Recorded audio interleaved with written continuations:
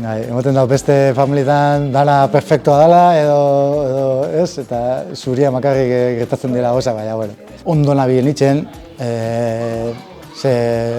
egun bat, beste egun bat, beste bat, eta ez da aldatzen eta esan duzu, zehose gaizki nabilitzen, seguro, ez, kriston zalantza pila bat eukitzen duzu, eta, bueno, Horretako, nahi garrantzitsu iruditzen zait beste guraso batzun etxeko bizipen horiek zein dien jakitea, elkarbanatzea, entzutea eta gero guretzako baliogarri izan leiken edo ez, gure etxetan aplikatzea.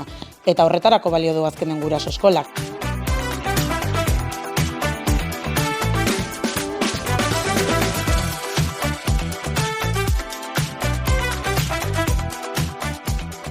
Gure semeen araben hezkuntzan guk parte aktu gara, orduan, norberak bere etxian daukan realitatea desberdina da, eta orduan hemen beste guraso batzuekin partekatzeak,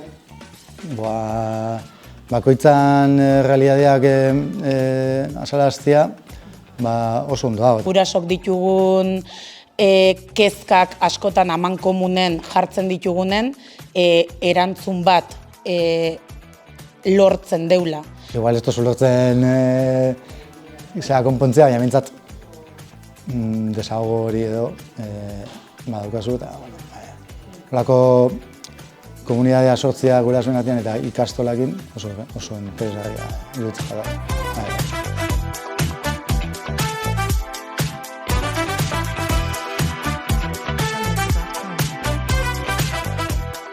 Bizaio die, baina bai, nire ustez honek aurrera egin beharko zeban,